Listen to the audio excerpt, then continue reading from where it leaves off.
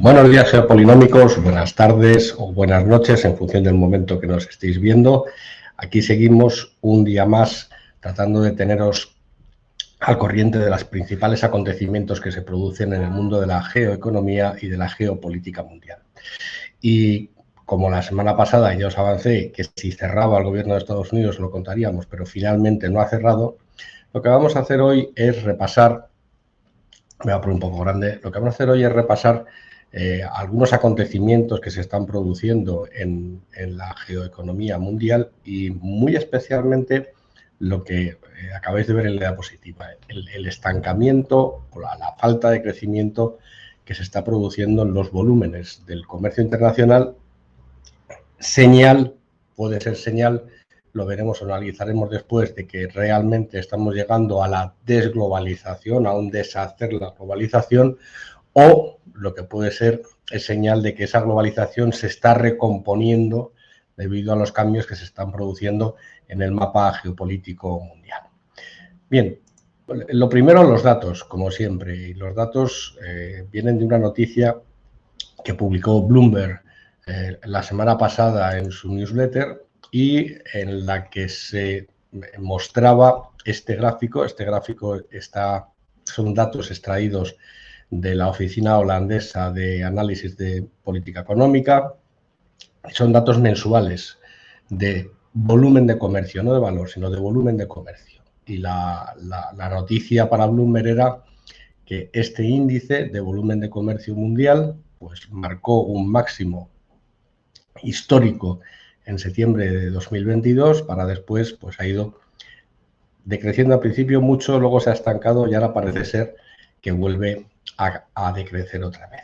Bueno, las razones por las cuales se produce este movimiento son muchas, pero más allá del titular, más allá de la noticia y más allá de si realmente se está produciendo una paralización del comercio mundial, lo que tenemos que ver es la tendencia de la serie. La tendencia de la serie empieza prácticamente en 2002, 2003, me voy a salir un momento a la imagen para que lo veáis, en 2003, y lo que observamos es pues un crecimiento prácticamente ininterrumpido de los volúmenes del comercio mundial, salvo en los periodos de gran recesión, la recesión de 2009 y la recesión del COVID. Después de la recesión del COVID, lo que hemos visto durante prácticamente un año, entre 2021 y 2022, son niveles anormalmente altos de ese comercio internacional. Y lo que puede ser, o lo que puede parecer, es que estamos volviendo otra vez a los niveles previos de crecimiento, a los niveles anteriores a que se produjera la crisis de la pandemia. Es difícil de saberlo y es difícil de hacer la valoración. Así que lo que vamos a hacer es repasar una serie de indicadores y una serie de conceptos que es necesario tener muy claros para entender aproximadamente qué es lo que puede estar pasando, porque lo que se da, como siempre, no es un único factor, sino que son muchos factores simultáneamente y es muy difícil distinguir entre el efecto de unos y otros. En este gráfico, que también estaba en la noticia de Bloomberg, lo que hace los analistas de Bloomberg es calcular la tasa de variación año a año en el comercio mundial. Entonces, lo que se ve aquí, sobre todo en el gráfico de la derecha, en la parte de la derecha del gráfico, perdón, que empieza aproximadamente, yo diría que en julio o agosto de 2020, es un rapidísimo crecimiento, un crecimiento muy fuerte de los volúmenes de comercio, casi de un 50% respecto del periodo anterior en la primavera de 2021. Lógicamente estaba la economía mundial paralizada y en 2021 vuelve a recuperar.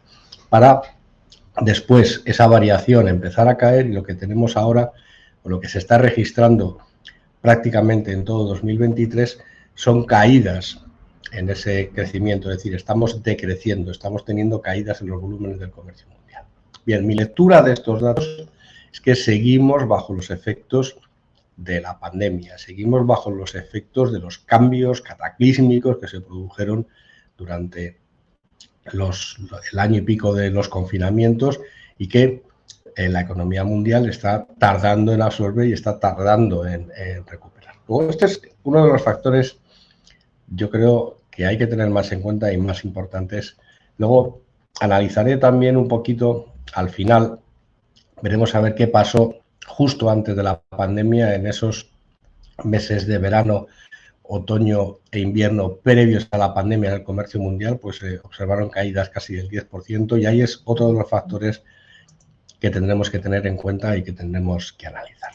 Bien, cuando hablamos de comercio mundial, lo que tenemos que tener en cuenta es que no estamos hablando solo del comercio de productos terminados, estamos hablando de muchísimas otras cosas, pero fundamentalmente de lo que estamos hablando es de algo que se llaman las cadenas globales de valor. Es decir, cadenas en las cuales las operaciones de producción, de distribución, de comercialización de los productos, pues aunque sean o pertenezcan a una única empresa o a varias empresas que al final comercializan un único producto final, todas esas operaciones se realizan en muchos países.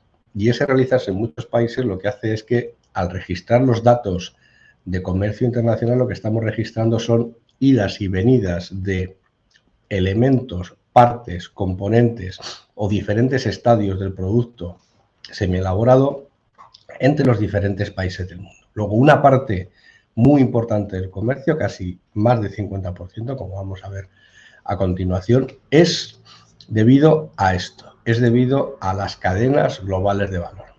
Fijaros, ahí lo que se está, voy a salir de la pantalla para que lo veáis bien, ahí lo que se refleja en este gráfico son las 5 operaciones características, las 5 operaciones, digamos, que se pueden descomponer una cadena de valor. Entonces empezaríamos a la izquierda con las materias primas. Esas materias primas serían elaboradas después por un proveedor, un supplier. Después iríamos a la manufactura del producto último que se va a comercializar. Después iríamos al proceso de distribución y después iríamos al proceso de comercialización. Bien, para que os hagáis una idea, podemos empezar, por ejemplo, en el caso de una camisa de algodón como la que llevo puesta ahora. Bueno, pues ese algodón, probablemente esa materia prima se haya producido en Egipto, que es un gran productor de algodón. Ese algodón egipcio sale de Egipto con rumbo a China, y en China lo que se hace es preparar el tejido. Lo que se convierte en algodón se convierte en tejido de algodón que luego se cortará para muy diversos usos. Una vez que tenemos el tejido, ese tejido sale de China y se va a Bangladesh para que se fabrique la camisa o se manufacture todos los productos, las vestimentas que se manufacturan de acuerdo con utilizando ese tejido. De Bangladesh, vuelta otra vez al canal de Suez, y del canal de Suez probablemente en ese proceso de distribución lleguemos a Rotterdam. En Rotterdam, que es el gran centro de distribución del comercio europeo, esa camisa muy probablemente haya, perdonad, pero estoy acatarradísimo, llegue de Rotterdam, es la distribución, y después esa camisa se comercializa aquí en España. Luego, hay que tener muy en cuenta que todas estas operaciones implican operaciones de comercio exterior y, por lo tanto, no es comercio internacional la venta de la camisa que sale de Bangladesh o que sale tejido que sale de China. Todas ellas están implicadas en ese proceso de idas y venidas de exportaciones y importaciones. Bien, ¿cómo se organiza todo esto? Esto se organiza en función de las cadenas de distribución que hay organizadas alrededor de los 3 grandes núcleos de mercados, o los 3 grandes mercados, o los 3 grandes núcleos de actividad económica, que son Estados Unidos, China y Alemania, o Europa en este caso. En los 3 casos lo que tenemos es que esos 3 países actúan como centros de la red, como centros de la cadena de valor. Y ese centro de la cadena de valor lo que hace es organizar toda la secuencia de producción de productos cuyo origen, por ejemplo, en esta diapositiva puede estar el cobre chileno. Ese cobre chileno probablemente pase por Estados Unidos en algún momento para ser exportado a China. Esa exportación de China llega a Alemania. En Alemania ese cobre chileno probablemente termine en alguno de los automóviles que fabrica Alemania para después ese producto exportarse de vuelta a China o exportarse a Estados Unidos. Ese es el circuito, digamos, o el circuito central que estructura el comercio internacional, y que por lo tanto lo que tenemos que tener en cuenta es que una parte muy importante del comercio internacional no es comercio de bienes de consumo finales, sino que es etapas en la elaboración de los bienes de consumo final. Los datos que voy a poner ahora, así que los he extraído yo, son de una base de datos muy especial, que algún día os hablaré de ella, que es la base de datos de comercio en valor añadido. Me voy a salir para que me lo veáis bien. Y aquí lo que se refleja es lo que os estoy diciendo. Aquí lo que tenemos en las columnas en rojo es, ahora sí que es el valor de las exportaciones brutas del ASEAN, que es el que está a la izquierda, de East Asia, que eso incluye China, Corea, Japón y Taiwán, la Unión Europea y Estados Unidos. Y arriba, en las columnas negras, lo que tenéis son los bienes finales que se exportan. Bueno, pues he calculado las ratios, que no me han salido bien, las de Asia y las de 27, pero fijaros, para el caso de Estados Unidos, la ratio de bienes intermedios partido por bienes finales es de un 152%. Es decir, Estados Unidos exporta un 50% más de bienes intermedios, de bienes semielaborados, de componentes, que de bienes finales. Y el patrón, más o menos, variando un poco los números, se repite prácticamente en todos los países o en todas las grandes regiones del mundo. Bien, visto esto, es decir, teniendo en cuenta que son las empresas, son las grandes multinacionales, son esas larguísimas cadenas de valor global las que mueven el comercio internacional y las que han movido el comercio internacional en los últimos 25 años, lo que tenemos que tratar de saber ahora es qué es lo que está pasando. Bien, lo que está pasando con el comercio internacional yo creo que está perfectamente reflejado en la situación dentro de la Unión Europea. Fijaros, en este gráfico de aquí, a ver si quiere salir, ahora sale, lo que he recogido son las importaciones de la zona euro. Ahora le he dado la vuelta, ya no estoy trabajando con exportaciones, estoy trabajando con importaciones, que es otra forma de ver el comercio exterior. Y aquí lo que tenéis, fijaros, arriba del todo, y esa es la escala de la derecha, es la evolución de las importaciones totales de la zona euro, que como veis, de julio de 2022 aproximadamente, han empezado a caer. Pero el total de las importaciones, no una parte, el total de las importaciones, estamos hablando de valor, ¿eh? Las líneas rojas son las importaciones que hace la zona euro desde China. Justo coincidiendo con esa fecha, también observamos una caída importante, que es pues prácticamente hace un año hasta aproximadamente el mes de julio, el mes de agosto de pasado. Exactamente lo mismo sucede con Estados Unidos, aunque menos, la caída es mucho menos pronunciada, la veremos por qué, y la caída es mucho más acusada y además empieza antes, empieza en enero de 2022, justo antes de la crisis de Ucrania, de las importaciones rusas. Curiosamente, y he hecho un compacto con Japón y con Corea, las únicas importaciones que no caen son las que vienen de Japón y de Corea, que son importaciones de alta tecnología. Bueno, ¿qué lectura podemos hacer de esto y qué explicación podemos dar de esa reducción de las importaciones? Bueno, la primera es un problema de valor. Una parte muy importante de las importaciones europeas son productos energéticos, fundamentalmente gas y petróleo.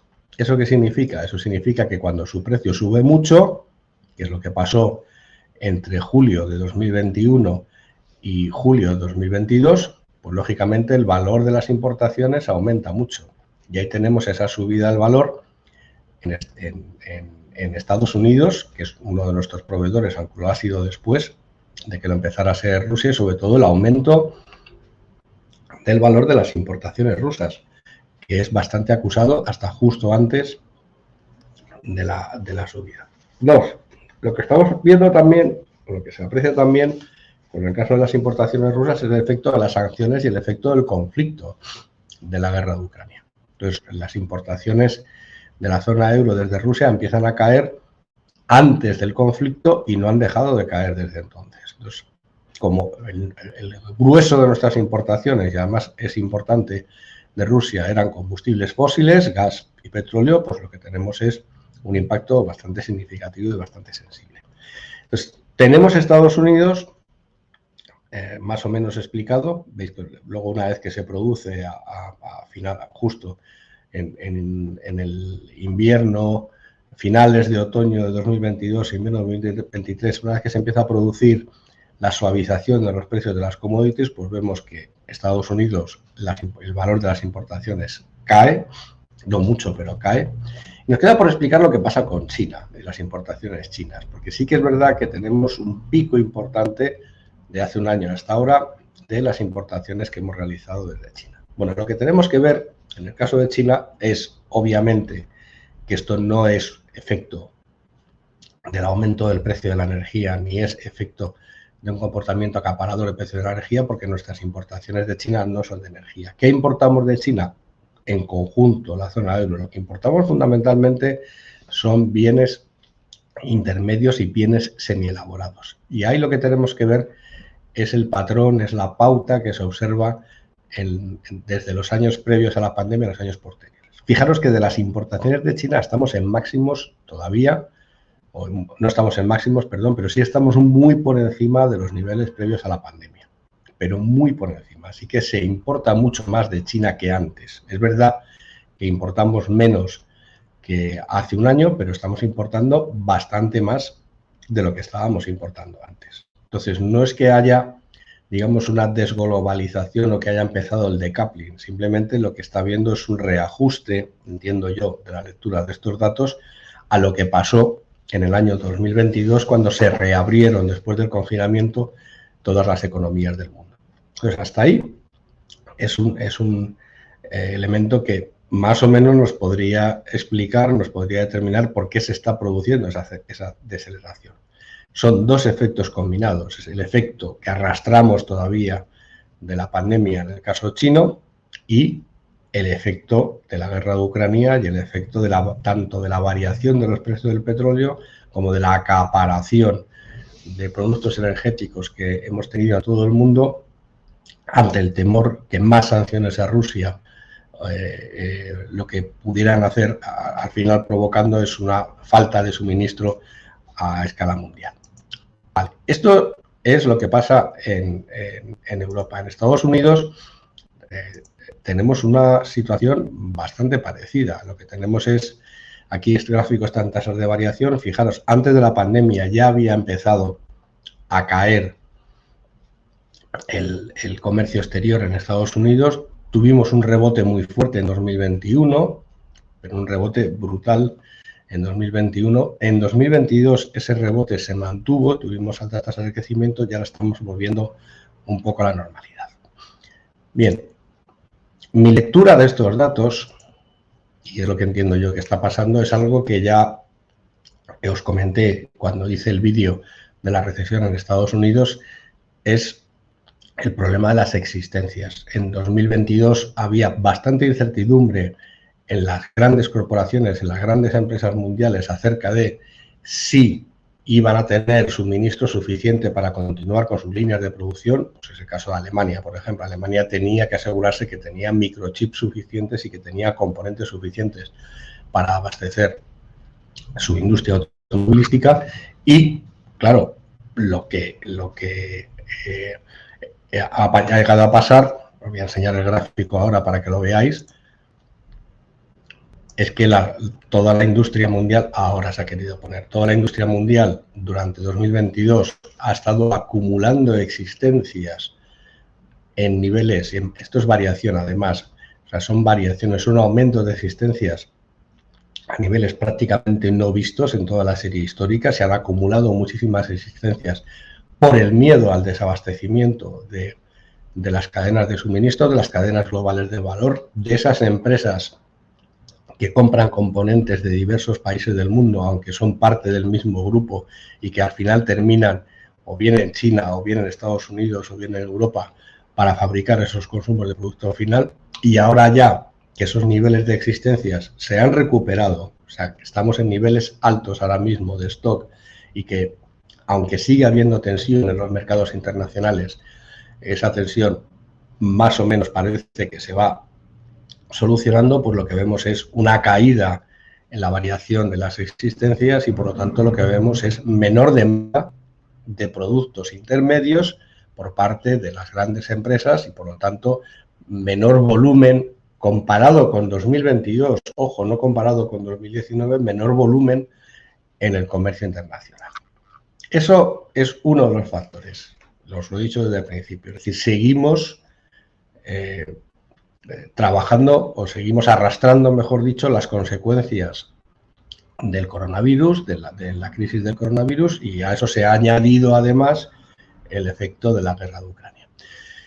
Curioseando por internet, lo que he descubierto también es un gráfico que yo creo que os va a resultar muy interesante, que lo elabora UNCTAD, que es la Agencia de Naciones Unidas para el Comercio y para la Inversión Exterior, en el cual pues han empezado a tratar de recoger el efecto de esas políticas del nearshoring, del friendshoring y de la desglobalización y todo este tipo de cosas. Bueno, el gráfico es muy ilustrativo, os lo voy a poner en un momento, no sé por qué hoy tarda un poquito en cargar las diapositivas. Ahí está. Bueno, son tres indicadores. Tres indicadores, voy a empezar por el que está arriba en la leyenda, arriba a la izquierda, que es el de proximidad geográfica, que sería, que trataría de recoger el efecto del nearshoring, es decir, traerse la producción de esos componentes, de esos bienes intermedios, lo más cerca posible a la zona donde tienes la producción, pues en el caso de Europa, por ejemplo, traérselo a Turquía, al norte de África, en el caso de Estados Unidos, llevárselo a México. No parece que el nearshoring está teniendo efecto durante el año 2022 y el primer trimestre de 2023. No hemos llegado a eso. Seguimos, digamos, con una enorme distribución y variabilidad geográfica en las cadenas de suministros.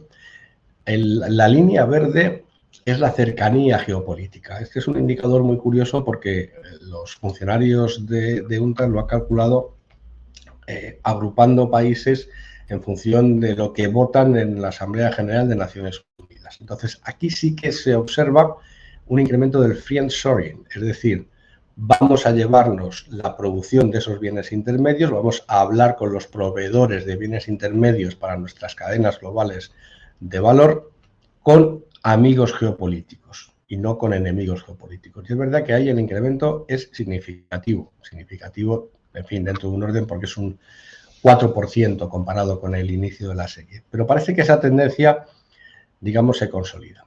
Y luego eso tiene su reflejo en la línea naranja, que es la diversificación de los socios comerciales. Y ahí lo mismo que tenemos un incremento en el friendshoring, es decir, vamos a tratar de proveernos de productos de nuestros amigos geopolíticos, pues eso lo que nos lleva es a tener, es otro peligro, que es tener una mayor concentración en esos proveedores. Tenemos una mayor concentración de socios comerciales. Como solo nos hablamos con nuestros amigos y solo queremos comerciar con nuestros amigos, digamos, pues reducimos nuestra cartera, vamos a decirlo así, de clientes para el comercio internacional. Entonces, son, como os decía, muchos efectos. Veremos a ver si esas tendencias se consolidan a largo plazo. Yo entiendo que sí, que se van a consolidar porque hay muchísimo en juego y es una tendencia, además, hablando con responsables de empresas, que venía ya muy de lejos, venía ya de mucho antes de la crisis del coronavirus, es tratar de reducir los riesgos en la cadena de suministros, y lo que está pasando en la geopolítica mundial pues está afectando muchísimo. Y, por supuesto, que seguimos todavía, que a la gente no se le olvide, que seguimos todavía bajo los efectos de la crisis del coronavirus. No los efectos sanitarios, afortunadamente, sino los efectos económicos. Y bueno, pues como siempre, la recomendación final, que luego el gran sátrapa me regaña, a ver si quieres ayuda positiva, que es que os suscribáis al canal, que estamos subiendo. No, vamos a conseguir pasarle, yo creo, a lo largo de este año, pero suscribiros al canal del Sótano de Geopolinómicos, no al que tenéis en la pantalla, que es una vista estupenda del canal de Suez, que algún día prepararé algún vídeo sobre el canal, pero al que tenéis que suscribiros es al nuestro, no al de Óscar, al nuestro.